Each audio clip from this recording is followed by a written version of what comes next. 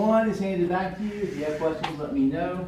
I will go ahead and say I don't have the quiz right in front of me, but many students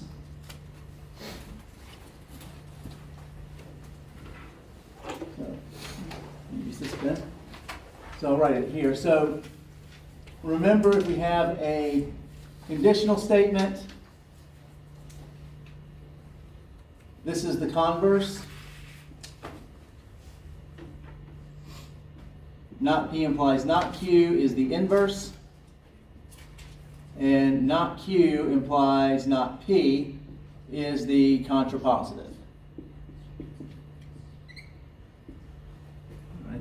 Contrapositive. Now, another thing to remember is that P only if Q. That means if P then Q. Only if goes kind of the opposite direction. Okay? So in that first example, it looks like, yeah, so the correct, if you missed it, the correct answer is written there on the side of the page. But yeah, a lot of you wrote the inverse rather than the contrapositive.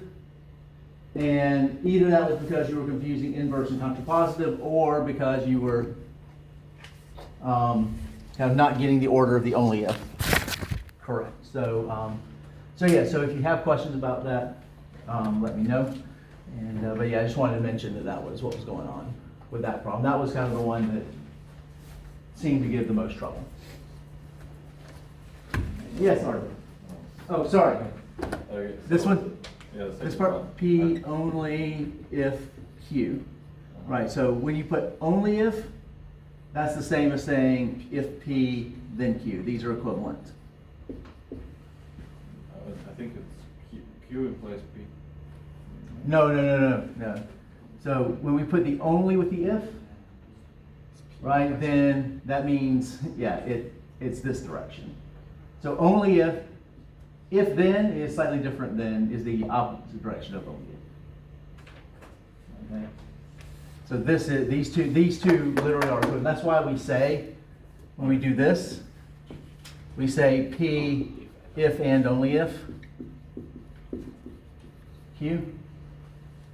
Because this is saying P if Q, right, which is this, and P only if Q, which is this. Okay? So that's why we use this terminology to say P if and only if, because the only if, it's like saying, we're basically saying the only way that P could happen is if Q, the only way P could be true is if Q could be true. And so that's saying if P is true, then Q must be true. That one's a little bit tricky, I know. So, but I want to make sure that we're kind of clear on that terminology. Okay?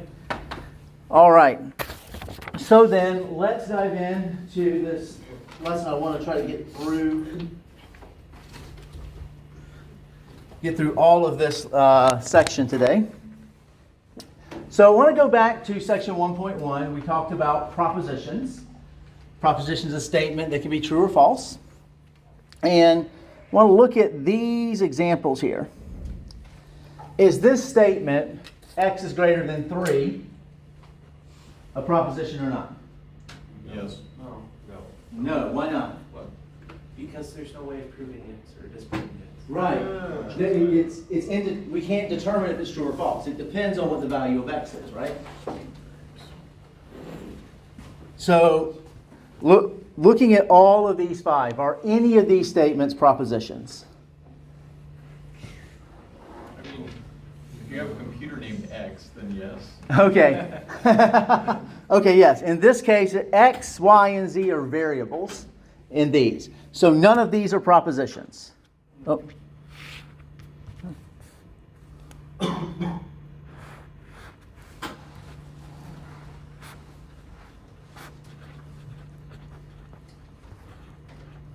So none of these are propositions. But the key thing here is that all of these statements become propositions when we assign a value to the variables. So when values are assigned to the variables.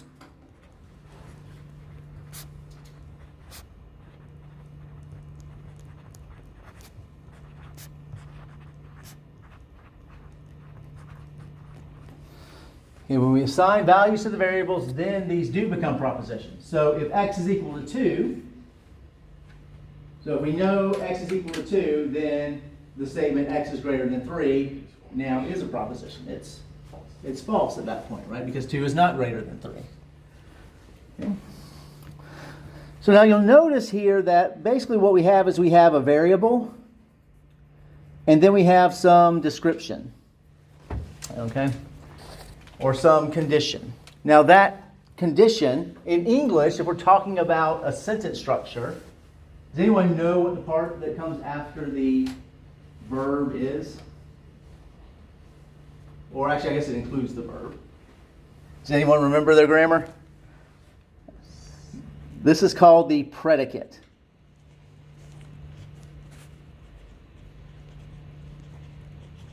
Predicate. So what we're looking at here now is called predicate logic. Okay? In sections 1.3, 1.1 through 1.3, we were looking at propositional logic.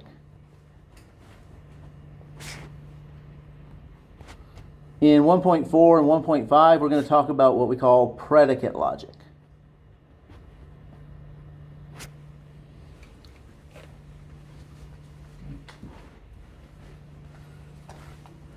So now, these statements that include variables that become propositions when we have values for the variables, right?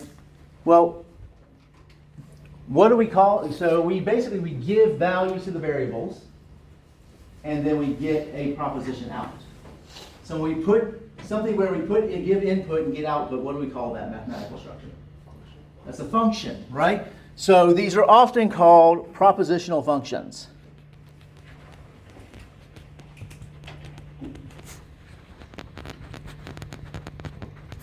Okay, they're called propositional functions. That's really, in my opinion, the mathematically correct way to say this.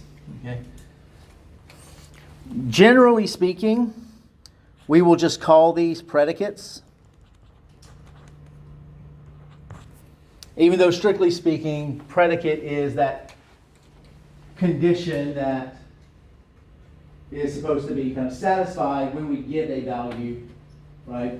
The predicate, strictly speaking, isn't the entire statement, but generally speaking, we just call the whole propositional function, the whole statement, a predicate, if it's a propositional function. So just in keeping with that terminology that your book uses, I'll be calling these things predicates.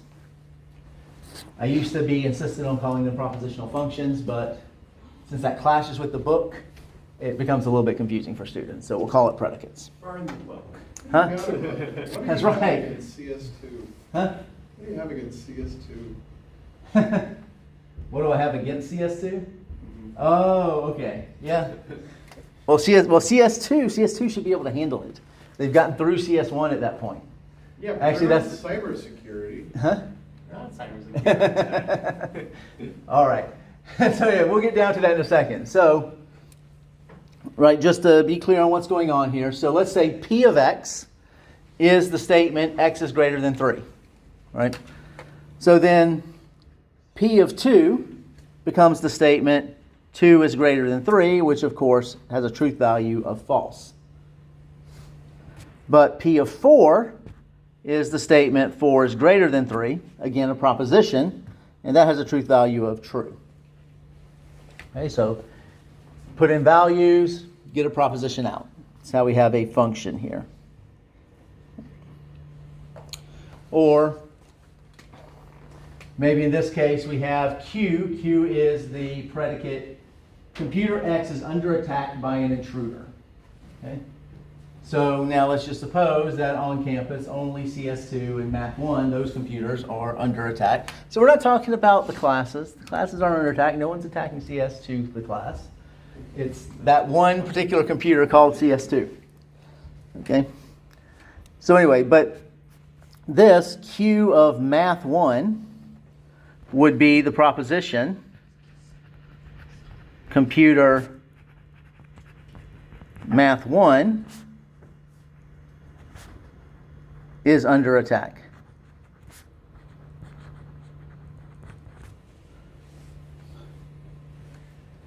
which has a truth value, of course, of true based on the information that we have.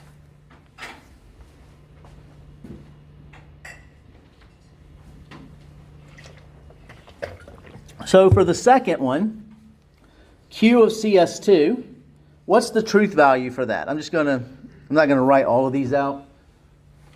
But what's the truth value for Q of CS2? False. False, right? Well, okay, I'll go ahead and write it in, just this one. So computer CS2 is under attack. Wouldn't it be one? Oh, CS1, sorry. CS1 is under attack. Then it's false. And so for the last one, that would be true, because as we've seen and observed and commented on, CS2 is in fact under attack.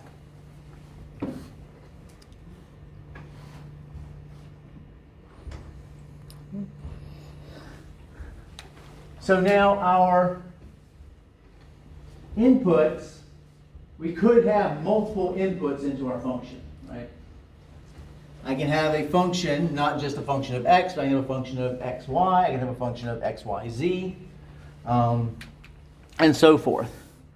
And so we'll specify r of xyz, that's the proposition x plus y equals z.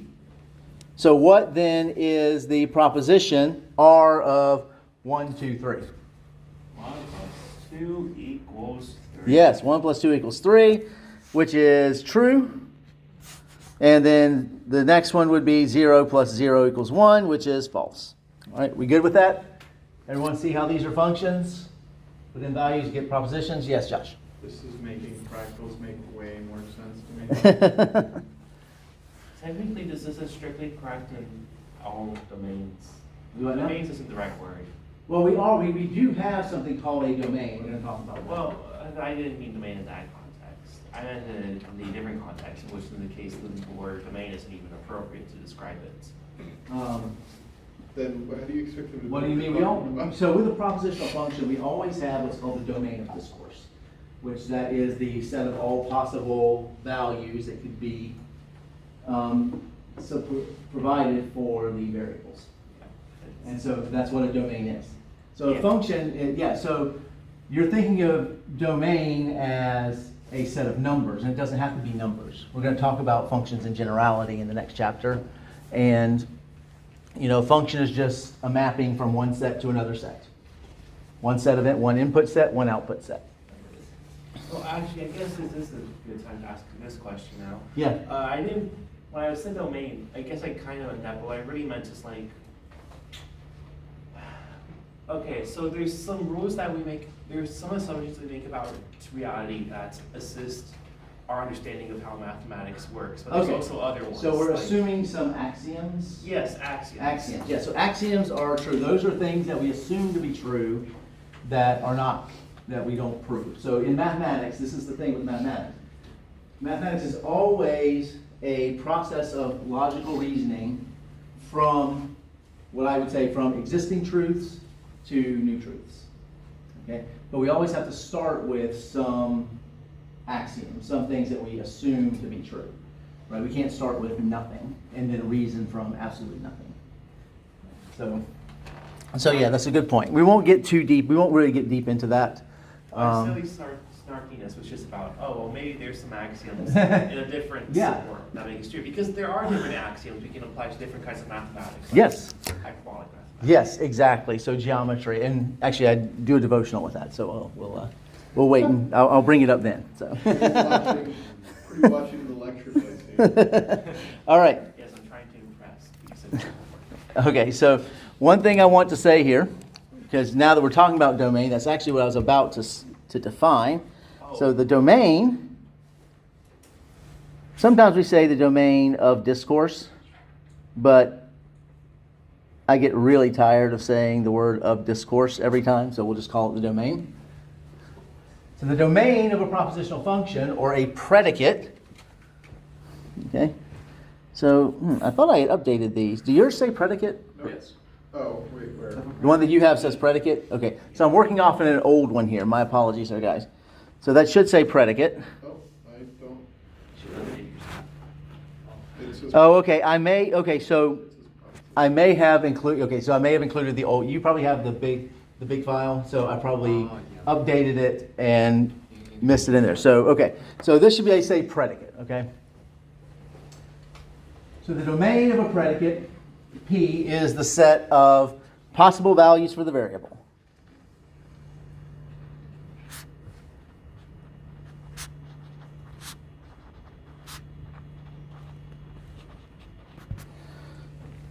Okay, and that's important. If we have a function, we need to know what inputs we can provide to that function.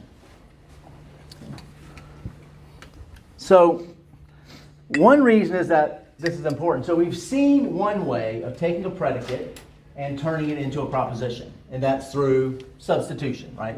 We substitute a value for the variable, and we get a proposition. There are a couple of other very important ways that we can make predicates into propositions. One of them is through what we call universal quantification.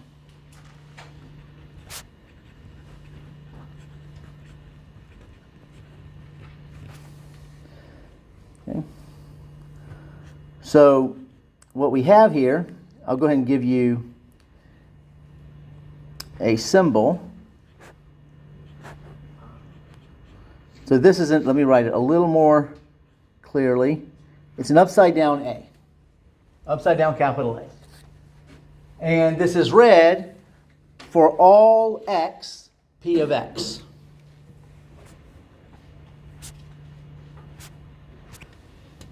For all x, and parenthetically in the domain, P of x.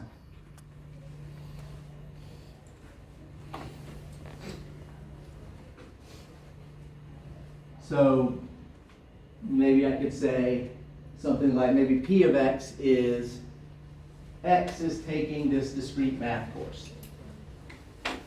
Okay.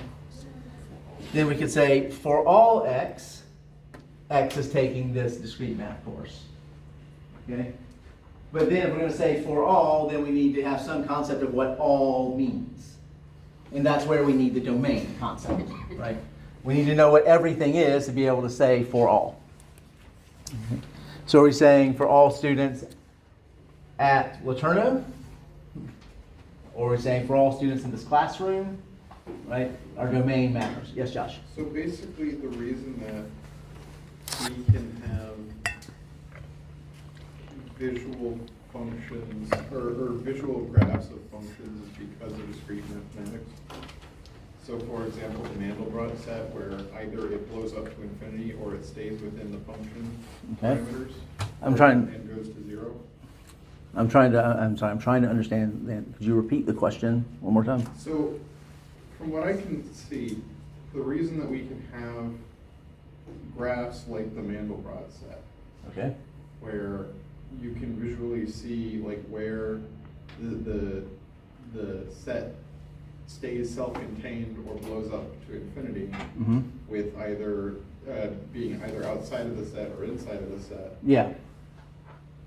then that's fundamentally this concept of a propositional function. Right. Is it in either or not? being on or off. Yeah. Yeah. Everything in math is based on logic. And so basically everything that we're talking about right now in these sections, this is really foundational to everything that we do in math. It used to be that if you go back in history, you'll see that generally mathematicians were also philosophers. They thought about logic and they reasoned, and this was just part of the reasoning process. So like in math, we just use these principles naturally. Yeah, we just use these and we don't always articulate. We don't always articulate them. Okay, we use them honestly. We honestly typically often use these as things that we just think are just obviously true, and we do it without even thinking. So one thing I want to point out.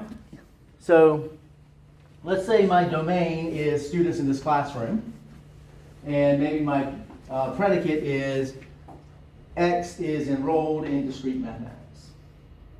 Okay? Then we would have the statement for all X, which X is students in this class, for all X is enrolled in discrete math. That would be a true statement then, right? Because every student in here presumably is. Now, one way to think about this is if I'm saying something is true for every individual in the class, then I would say Flame is enrolled in discrete math. Fiona is enrolled in discrete math. And Isaac is enrolled in discrete math. And Hayden is enrolled in discrete math. And it's a sequence of conjunctions, right? So, thing to note here, and I'm being a little bit hand wavy with this. If I write this, for all x, p of x, and I'm assuming in this case, let's just assume the domain is finite or countable.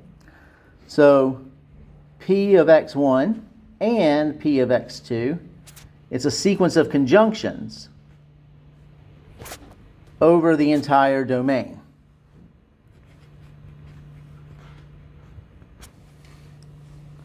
And we do have a notation for writing this.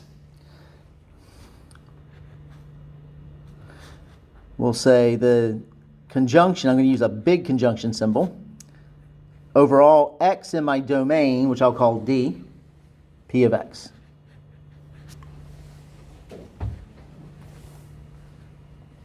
But this is just a universal quantification. In some sense, at least if we're talking about a finite or what we call countable, then we can think of it as a bunch of conjunctions. Yes? Where did the G come from? Now write a G. Yeah, XG belongs belongs to to set. XGD. Underneath the big. Oh, XN. That's not a G. Sorry. Sorry. I haven't given you this yet. I talked to my calculus students about it, so it's this. Okay, so it's kind of an E. This is a set notation. This is a notation for sets. X in the set D. We'll talk very specifically about that in the next chapter. But this is just a notation that we use to say that X is in this domain. Does this course go into set theory? Yeah, set theory is next. Are you going to talk about the problem where you can like duplicate the set? Or like the group of sets? Combining them in certain ways? Yeah. So we're going to talk about different ways to look at sets. I'll even talk about countability, uncountability, and some different interesting things like that. So it's generally pretty fun. So universal quantification, we understand kind of what that means. All right. So let's ask ourselves, let's say P of X is this statement, X is enrolled in discrete math, and my domain is students in this class. When would that proposition be true? Yes, Ezra. It'll be true when all values of P of X are true. Yes, P of X is true for every X, right? So that's obvious. So P of X is true for every X in the domain. So when would it be false? What would make this statement false? Any ideas, guys? So this is true. What makes the statement true is the predicate being true for every value in the domain. Yes? Px is false for one x in the domain. Right, at least one.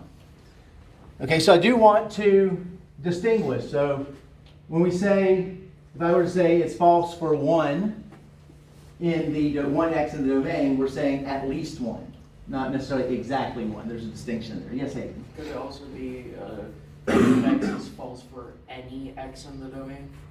Right, yes. No, because that sounds like you're then saying it's Yeah. false for all. When we say for any means the same thing as for all. Oh, okay. I was making the distinction between Okay. any and everything. Yeah. So when we say for any, for all, or for every, or for each, these all mean the same thing.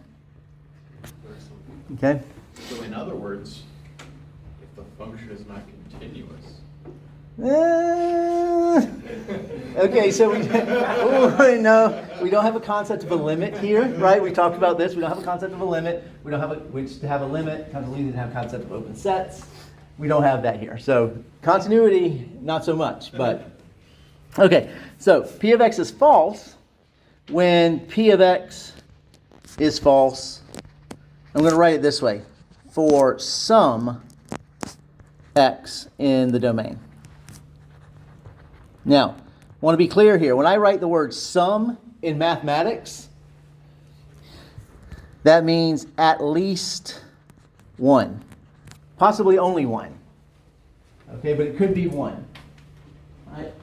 So, in English, in ordinary English, when we use the word sum, there's often an implication of plurality, right? Give me some cookies, right? That doesn't mean give me one cookie, right? You don't say give me some cookie. Give me some cookie. Yeah, you don't say give me some cookie, right? So, you see, so in the English language, when we say some, there's often an implication that we're talking about something plural, but we're not in mathematics. When we say for some X, that means for at least one.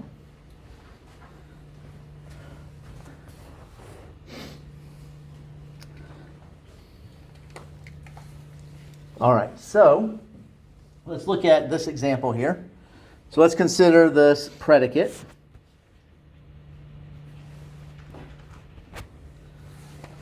P of X is X plus 1 is greater than X. And my domain is this right here, which this means the real numbers.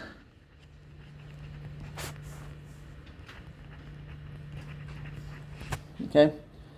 So I'm going ahead and getting you used to some standard notations that we'll cover in set theory, but this sort of double blocked R, which by hand I'll write in this way. This is the set of all real numbers.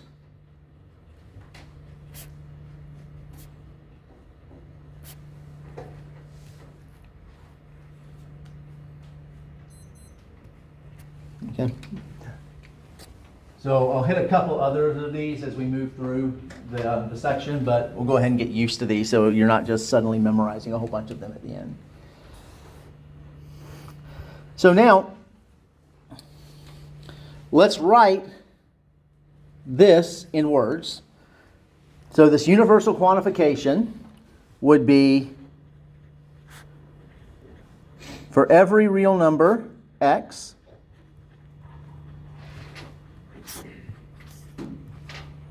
X plus 1 is greater than X.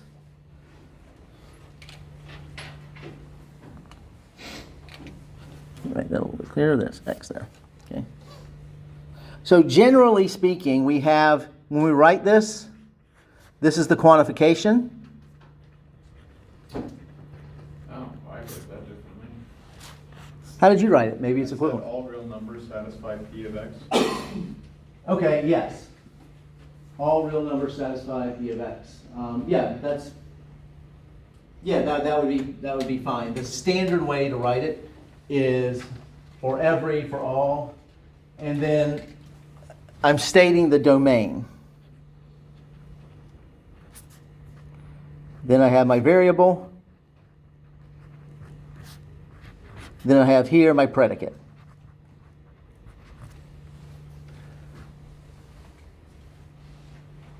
Which is part of why we call this the predicate, because when we state these quantifications as sentences, that propositional function becomes generally the predicate of the statement.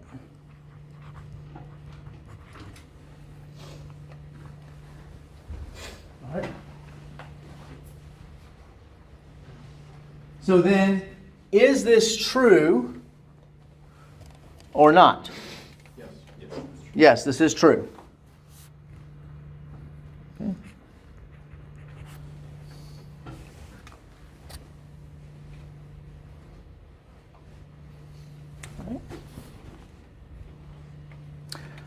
All right, then bear with me 1 second here. Let me do one thing right quick.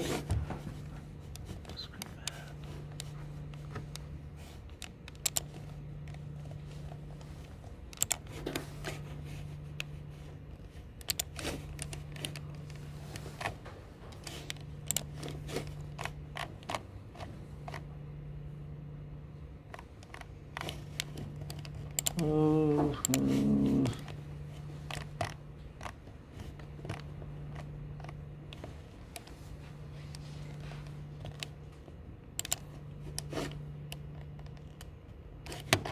there we go. All right. So, yeah, so I'm going to leave this to you. Well, no, we'll do this one. All right, so we have this propositional function, q of x, is predicate.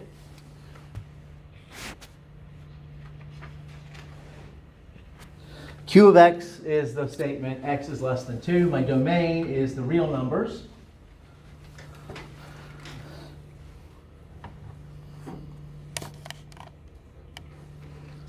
Okay. Actually, let me go back to this previous one here. Well, yeah, let's go ahead and finish this one, and then I'll come back to this. So we have in this case, we have this predicate, x is less than 2. The domain is the reals. And so we want to know this statement. For all x, q of x, that's going to be the statement for all real numbers,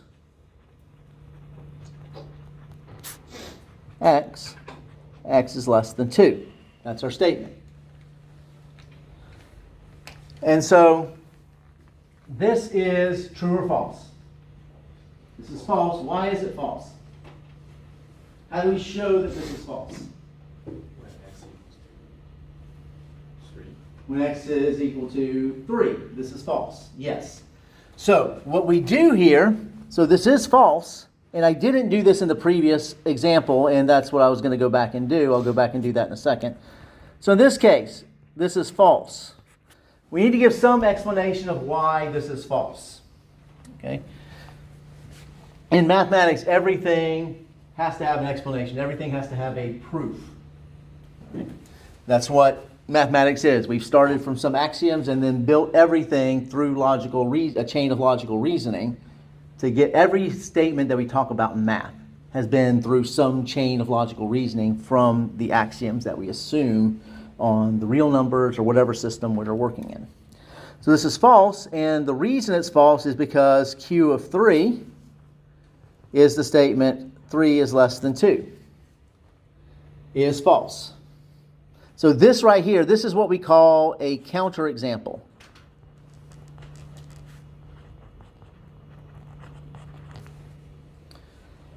Okay, so to show that a universal quantification is false, we provide a counterexample. All right, it only takes one, right? It only takes one value from our domain, generating a proposition that's false, to make the entire universal quantification false. If we want to explain why this is true, well, it needs some explanation. And so to prove this, the way that I would do it would be to say, okay, since 1 is greater than 0,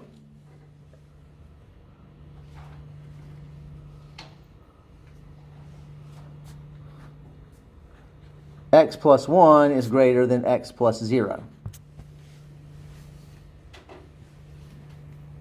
And then, therefore, x plus 1 is greater than x.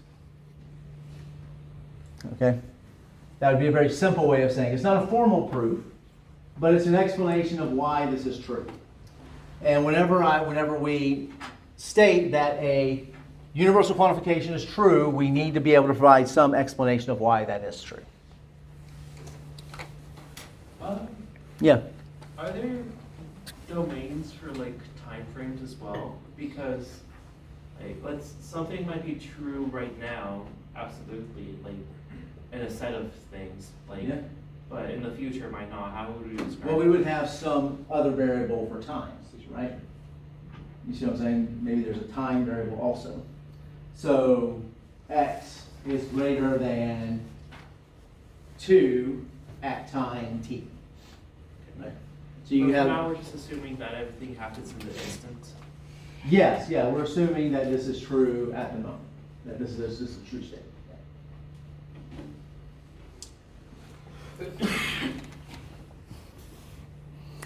Okay, so I'm going to leave this next one as an exercise for you. And I'm going to skip down. Can I scroll down? Can everyone have this so far? I don't want to move too fast past everything. So let's say I have this proposition.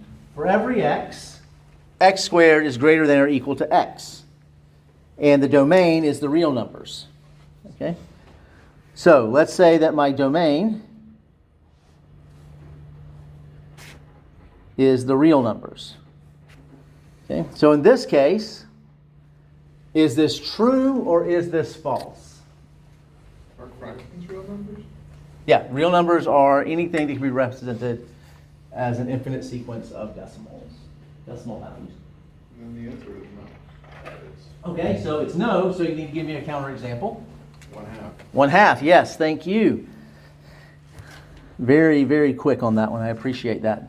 So if x, so this is false. I'll go ahead and say false. Okay, and the reason it's false is if x equals 1/2, x squared is equal to 1/4, which is not greater than or equal to 1/2. Right? So this is false in this case. So we gave one counterexample. So this right here, this is my counterexample. Okay. Let's say I change my domain. Say my domain is the interval 1 to infinity.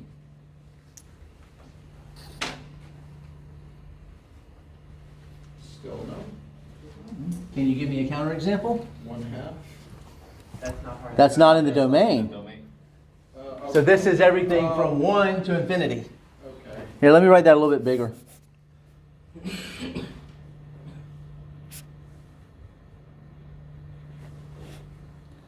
Okay? What do we think? True or false? It's true, right? If we multiply a number, if we square a number, if we multiply a number by a value that's between 0 and 1, we reduce the size, we make it smaller. If we multiply a number by something that's greater than 1, we make it bigger, right? So this is true. So let's give some sort of mathematical explanation as to why. Okay? So, well, x is greater than or equal to 1, right? So since x is greater than or equal to 1, x times x is greater than or equal to x times 1. If I multiply by 1, the values stay the same. If I multiply by something greater than 1, I increase the sizes. Okay. So that means, yep. And so, yeah, so have I mentioned this? So these 3 dots like this mean therefore. Okay. In math, we like to write as little as possible, so we find all sorts of symbols to write down instead of writing out the whole word. So that means therefore. What's the keyboard shortcut to type up? I said. That's a copy paste. There is a keyboard shortcut to all these. You have to have ASCII. like a special like. This is I don't know. I don't know if this one is. M dashes are not on your keyboard, but there is like a Yeah, certain but you have like set a of key number. presses. That's the that same you as can all use. of your other. If I'm keys. yeah, So I don't know it. So I don't know it, and so if I was typing, I would write therefore, or I might write thus to reduce the number of letters. Thus, hence, therefore. So could we change You the should things have to taught us. the You should have taught us the upside key down? buttons for Upside down what? logical operators. Oh, we have a symbol for sense. Oh, I've never used a symbol for sense. I'll have to go back and look that one up. So, all right. So there we go. So, universal quantification. Do we feel okay with this? What it is? To show it's false, to show universal quantification is false, we find a counterexample. Otherwise, we need to have some explanation as to why the statement is true for every value in the domain. Now we have universal quantification, which is something is true for every value. Then we have something called existential quantification.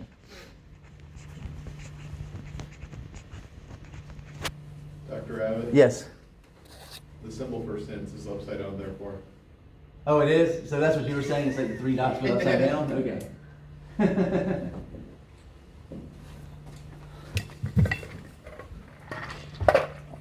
Okay. I've never actually used that one. So that's not one I was taught when I was an undergraduate. So, all right. So now we have the other type. We have another type of quantification called existential quantification, and that is the statement. If I've got a predicate P of x, then this is the statement. Formally, there exists x in the domain such that, and parenthetically put that in the domain, such that P of x.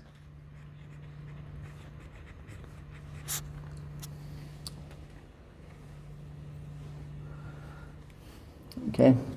We'll also often write this as for some x in the domain P of x. And remember, for some, remember the word some, that is at least one. So universal quantification, we're asserting that a statement is true. We're making an assertion that a statement is true for every value in the domain. So we're making a universal statement.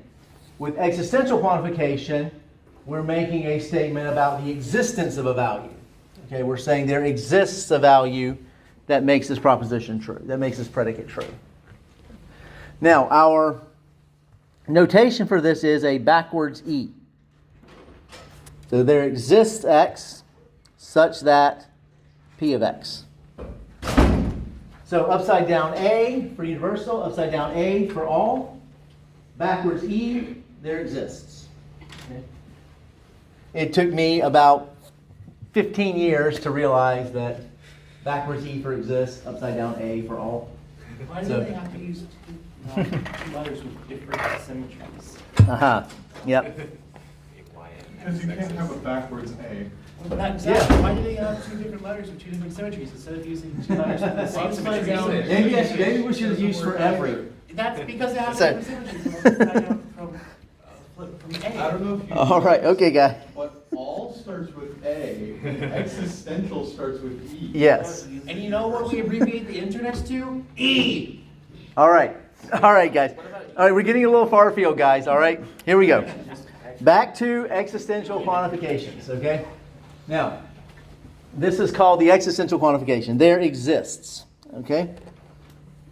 So, the existential quantification of P of x is true when P of x is true for at least one x in the domain. Yep, it's true for some. I'm going to use that now for some, now that we know what it means, for some x in the domain.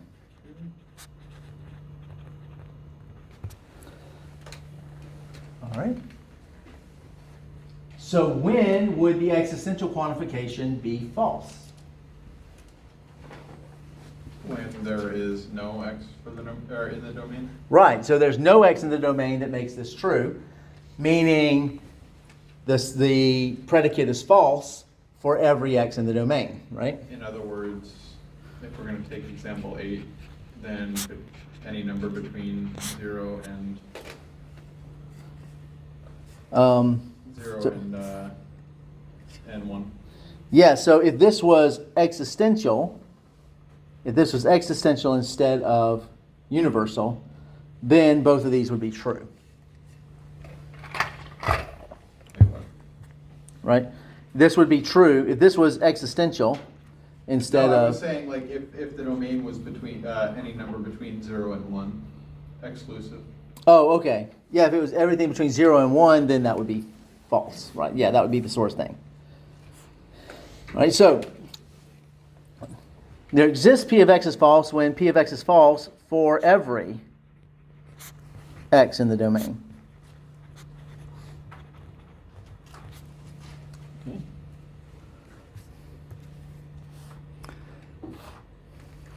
So now what we're saying is if we want to determine that a existential quantification is true, we just need to find an example where the statement is true. If we want to show that a existential quantification is false, then we need to somehow show it's false for every value in the domain.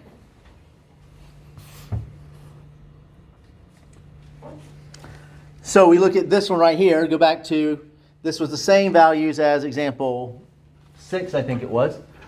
Okay. P of x is the statement x plus 1 equals x. And my domain is the real numbers. Okay.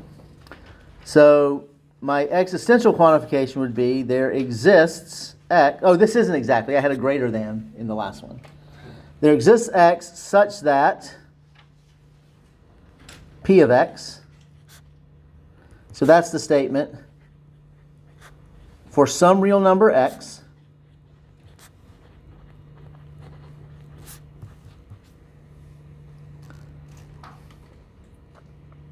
X plus 1 equals x. Now, is that true or false? Right, that's false, okay? Can we use the triple equal signs to like put equivalences in our proofs? For example, I could say that x plus 1 equals x is equivalent to 0 equals 1. Because if you subtract x from both sides, that's what it Okay, does. yeah. But it's 1. Well, so what we would often do in that case, if we're writing that mathematically, we would typically write x plus 1 equals x implies 1 equals 0. Right? If x plus 1 equals x, then x plus 1 equals 1 must equal 0 by your... Okay. And that would work. Okay? Now, my explanation is that it's false because we've already seen for all x in the real number, so I'll write it this way. This E means in for all x, for all real numbers x. Now we're abbreviating into E. Yep. X plus 1 is greater than x, right? So that was example 7. 6, was it 6? Yes, it was 6, you're right. Thank you. No, I'm pretty sure it was 6. Yeah, example 5, goodness, way back there. So 5, 6, 7, 8, goodness. Yeah, so that was example 5. Example, pick your random number. Okay.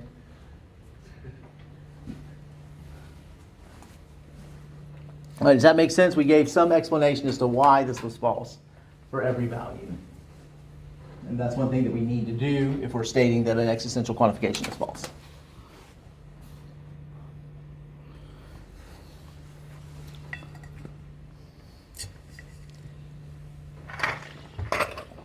Okay.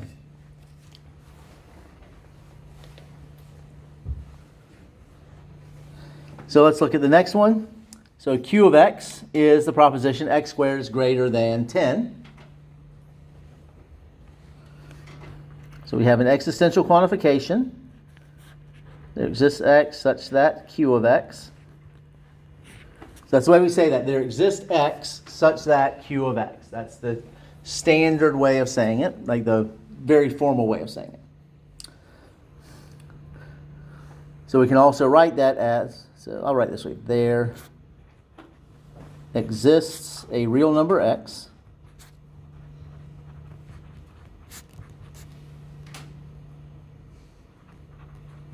such that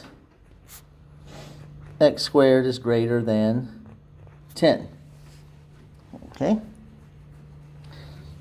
And if my domain is the real numbers, in this case, what's the truth value for this? True. True, right? And how are we going to show that? Find an example. So what's an example? 4. 4, yes. So if x equals 4, x squared equals 16, which is greater than 10. All right? Everyone feel okay with this? So far, we good? All right. So then, what's going to happen if we change our domain to the values 1, 2, 3? What if we make these 1, 2, 3? Yes. It's going to become false. Right, it will be false, right? False because q of 1 is 1, which is not greater than 10. Okay, oh, sorry. Not q of 1. 1 squared equals 1, which is not greater than 10. 2 squared is 4, which is not greater than 10. 3 squared is 9, which is not greater than 10. So we've shown that the proposition is false for every element in the domain. If we have a small domain, it's pretty easy just to check each value. Oh, so one thing that I did skip, that I meant to mention, and I'll write it here. So, remember I said that the universal quantification I could write as a sequence of ands, right? Every student in this class is enrolled in discrete mathematics, in discrete math. So we said, okay, Flame is enrolled in discrete math, and Fiona is enrolled in discrete math, and Isaac is enrolled, and Hayden is enrolled, and so forth through every person in the class. Well, if I wanted to do an existential quantification, I only need one. So really I'm saying, well, Flame is enrolled, or Fiona is enrolled, or Isaac is enrolled, or Hayden is enrolled, and so forth. So it's a sequence of ors. And that will become true if one of those is true. So this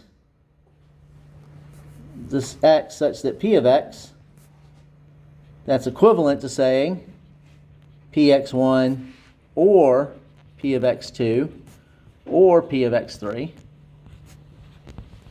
or pxn and so forth. Possibly infinite set.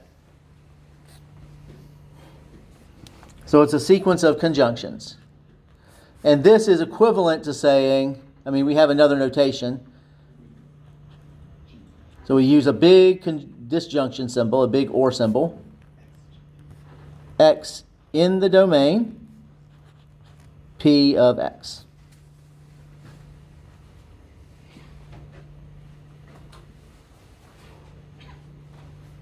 So it's just a conjunction, a disjunction of everything in the domain.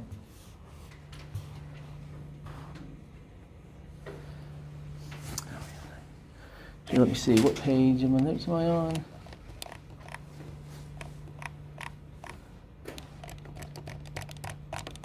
All right, I think we're doing okay.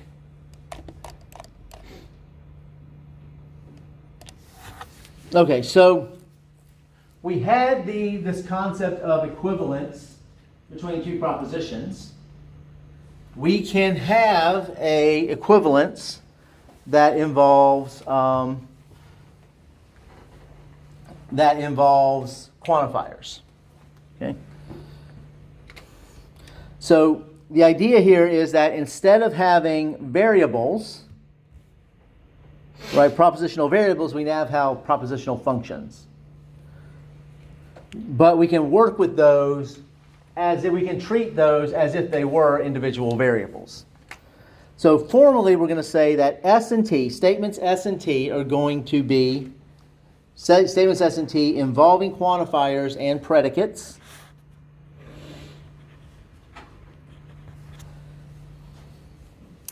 Then S is equivalent to T. If S and T always have the same truth values,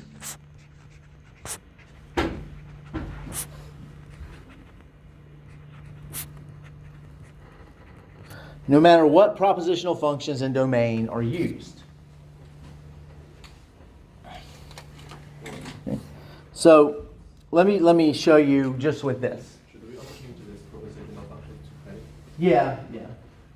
Yeah. So anywhere you see propositional function and predicate are the same.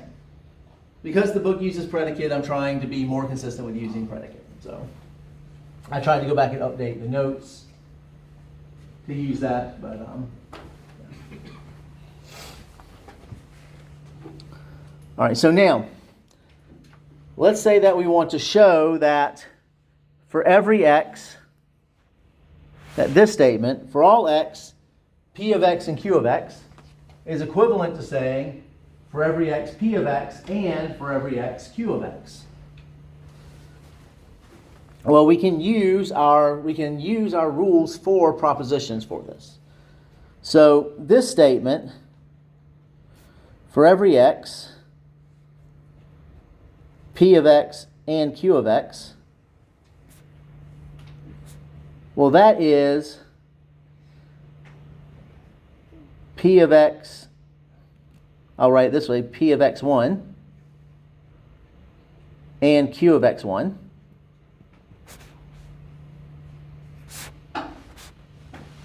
And p of x2 and q of x2. And pxn and qxn. And so forth. So I'm going to be a little hand wavy here, okay? Just to go ahead and say this, because we are talking about things that are infinite. And things do get funky when things get infinite. This is equivalent. I can use the commutative and associative properties. This is equivalent to px1 and px2 and pxn, right? All of those, and qx1 and qx2, and so forth. So this is commutative and associative laws.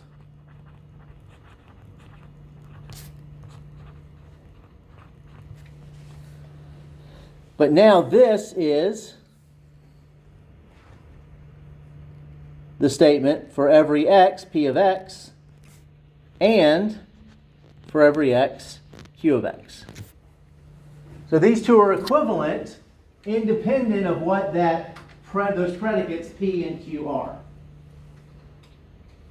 Okay, you see that?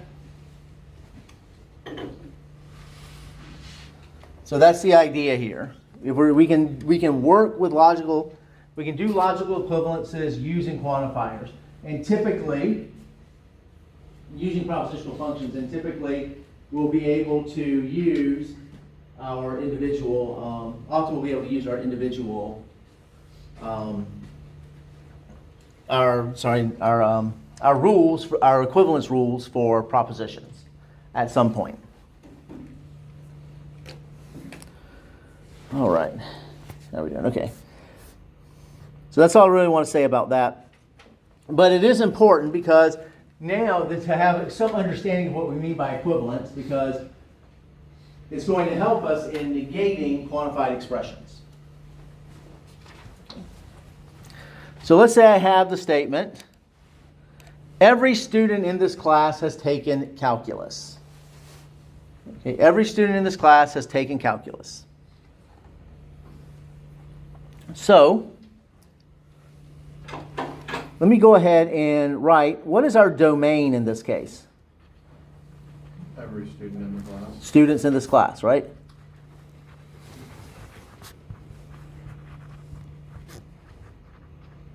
Now, can we get a predicate? Maybe I'll call it C of x.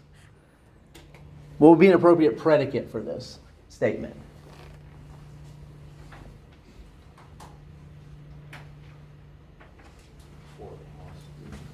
Well, okay, so let me rewrite this statement.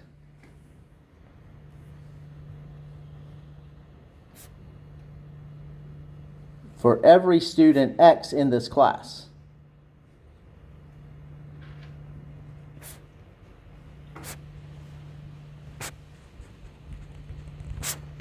X has taken calculus.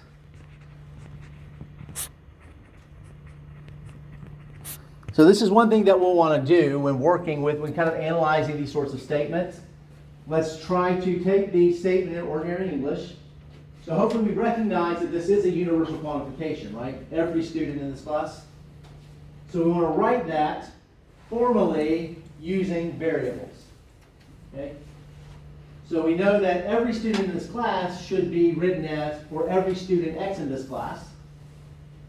Then the predicate is has taken calculus.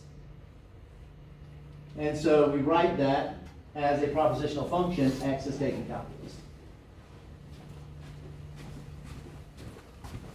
So my C of X is the proposition X has taken calculus.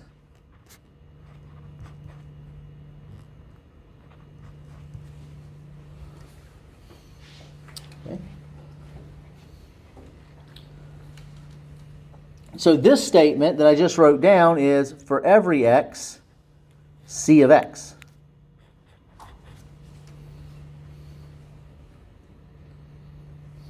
And so now I want to negate that.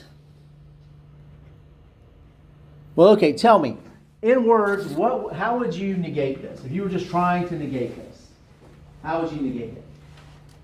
Remember, we're taking something, if this was true, what would make it false? There exists some student in this class has not been. Okay. And what were you going to say, Ezra? It's not the case that for every student in this class, X class has been taken. Right. Both of them, yeah. So these are two different ways of saying the same thing. So on one hand, Ezra said, basically, he said, not every student in this class is taking calculus, right? It is not the case that every student in this class is taking calculus. Flame said, there exists a student in this class who has not taken calculus. And that is correct. But what you're using when you say that, you're using something that we call De Morgan's laws for quantifications. So let me work through this here. So we want to negate the statement for every X, C of X. So I'm going to negate CX1 and CX2 and, however many X's there are. But now, if I put in a specific value for X, like X1, I have propositions. So now I can use De Morgan's law, one of De Morgan's laws, to rewrite this. So this is equivalent to not CX1, or not CX2, or not CX3, and so forth. But now we have a sequence of ors. So that's a existential quantification, right? By negating a universal, we get an existential. Yes. So there exists X such that not C of X. So what we've done here is more formally done what we talked about before, right? We said what would make the statement true, what would make it false. And if you think back, when we determined to determine that a universal quantification is false, we need to find a counterexample. We need to find, so the universal quantification is false if for some value in the domain, some X in the domain, the predicate is false. But that's an existential quantification, right? So we'd already kind of worked that out. Before, we just didn't put the names existential and universal to them. Who knew defining the universe could make your existential crisis worse?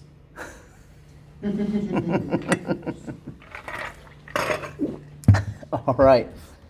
So yeah. And so now, this becomes, there exists a student X in this class who has not taken calculus. Or let's write it formally, such that X has not taken calculus.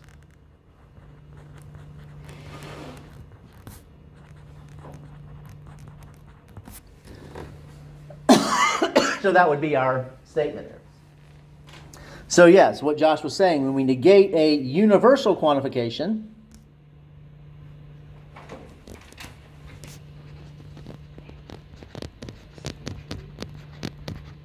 we get an existential quantification.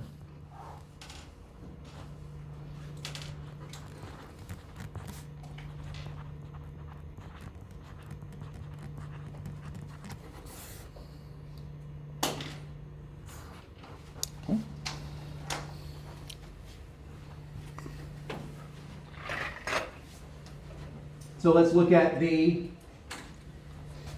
problem in another way. There is a student in this class who is taking calculus. So that, using the same domain and predicate, yes, Ezra? Yeah. Oh, This no- is, No student in this class has taken calculus. right, no student in this class is taking calculus. So if we work through it, so that is a, what kind of? The Morgan's. Yeah, we use De Morgan's law, so that becomes a universal quantification, Yeah. right? So let's work through that.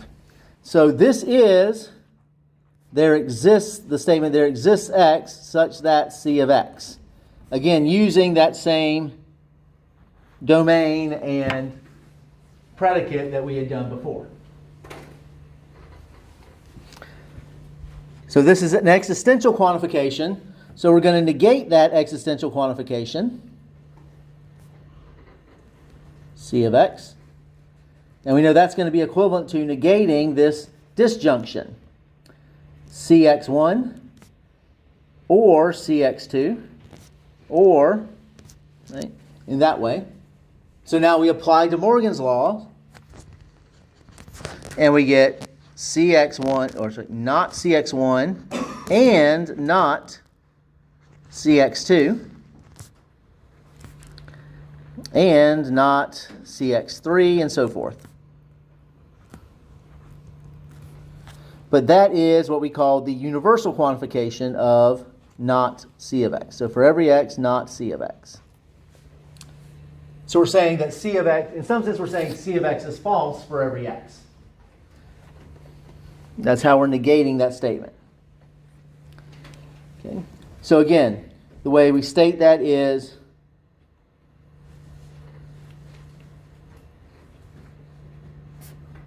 no student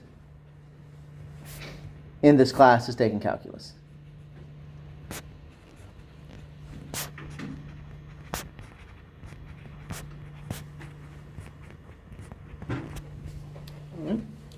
So when we negate an existential, so an existential quantification,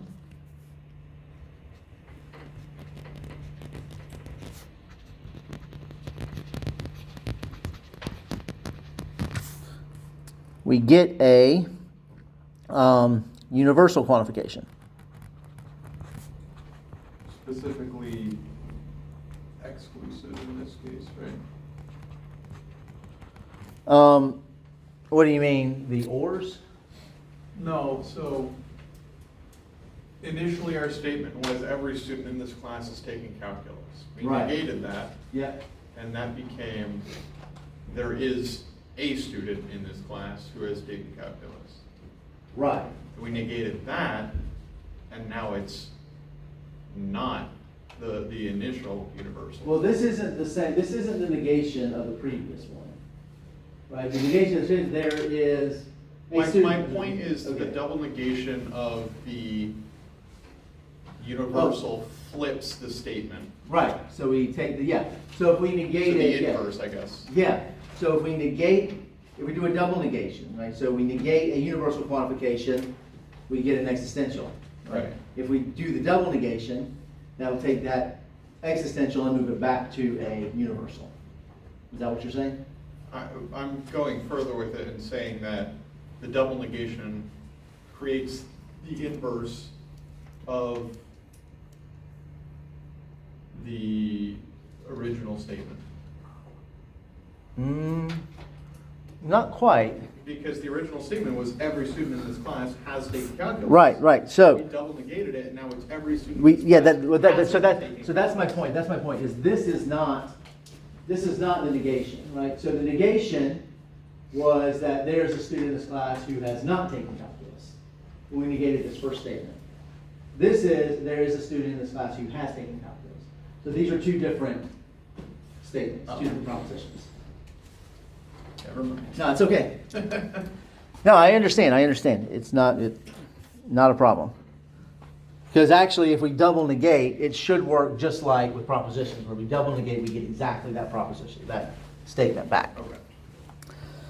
All right, so because we use De Morgan's laws to prove these, we have what we call De Morgan's laws for quantifiers. If I negate a universal quantification for every x, p of x, that is equivalent to saying there exists x such that not p of x.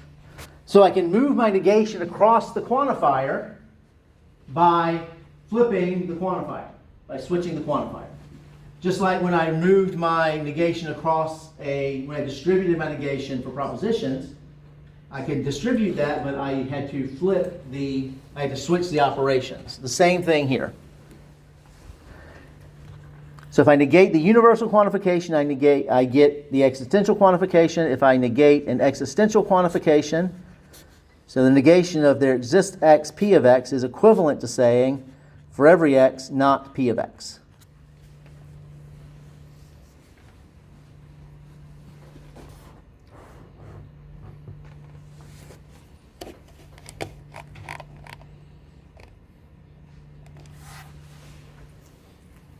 All right.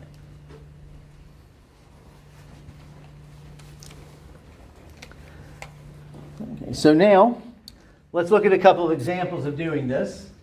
Well, probably in the interest of time, I'm just going to do one and leave the extra one for exercise, and it'll be in my posted notes.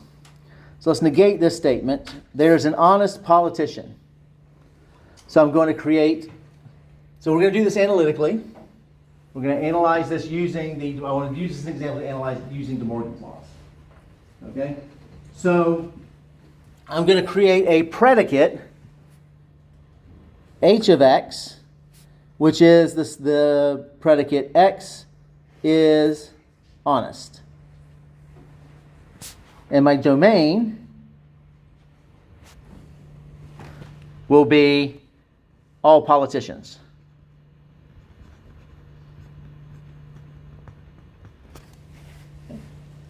My domain will be all politicians. So this statement is there exists x such that h of x. There exists a politician x such that x is honest. We agree with that? Okay? And so now I want to negate this.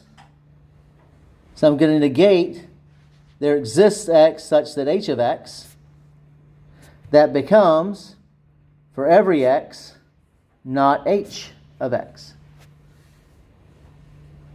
So formally, this becomes for all politicians x,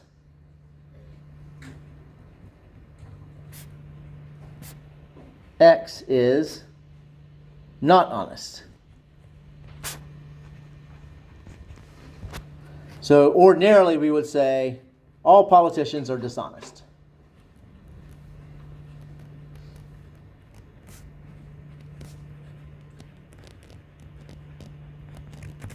I wrote it as there are not any honest politicians. Right. So the way that you're writing it, so when you say there are not any honest politicians, that you're saying there does not exist an honest politician. So you're writing it when you're writing it down, you're writing it in this form. Oh, really? Yep. Does that really matter? Because they're... Right, they're equivalent. Right, yes. They are equivalent. I'm just writing it this way. We're writing it in terms of a universal. The way you're writing it as a negation of an existential. I'm writing it as a universal quantification of negations. Which do you want on the test? This would be better, but as long as you correctly negated it, then that would be okay. But I like that one a little bit better. Okay. So kind of running low, I'll leave number 2 here for you as an example. Okay, so let's negate let's negate a couple of these. So I have this statement, for every x, x squared is greater than x. So if I want to negate that, which I guess I haven't really talked about this, when we have mathematical expressions especially, we'll often just write the mathematical expression there rather than creating a function name for it. Does that make sense? Is everyone okay with that notation, writing it this way? Okay. So if I want to negate for every x, x squared is greater than x, I'll use De Morgan's laws. So this is there exists x such that not x squared is greater than x. So that's De Morgan's laws. So I'll write dm there. Now I'll rewrite this so that I can, in a better way. So not x squared is greater than x. That means there exists x such that x squared is less than or equal to x. Feel all right with that? Is that okay? All right. I'm going to leave this as an exercise for you. And I didn't specify my domain is going to be, I'm going to use a double block to z, which means the integers. So double block to z, r is the real numbers, double block to z is the integers. That's just the standard notation. Do what? I said, so it flips the sign. Oh, yeah.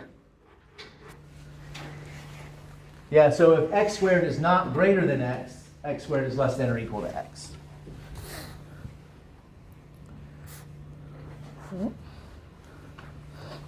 Now in this right here, I'm using kind of my old notation, using tildes. Often we will use tildes to indicate negation. That's another way that it's done. In our book, we use the kind of rectangle, the angle thing, so we'll use it. So I'll rewrite that.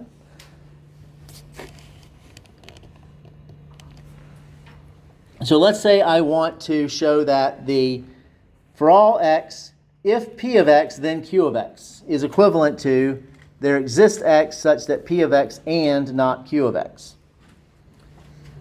So I'm going to negate for every x, p of x implies q of x. Now that is equivalent to there exists x such that not p of x implies q of x. Right, that was De Morgan's laws for quantifications. Now, this becomes there exists x such that, well, I can write this implication using as a disjunction, as an or, right? So this is not p of x or q of x. So that's what we call the implication law. So now, in the first row I used De Morgan's for quantifications. Now I'll use De Morgan's for propositions. So there exists x such that p of x and not q of x. So that was De Morgan's laws for propositions together with double negation. Okay, and didn't quite get through the section, but a valiant effort nonetheless. So, are there questions about anything we did today, guys? Does this make sense? All right. Well, then that's all I have for you guys today. Thank you very much. Have a great weekend. And remember, homework 2 is due today.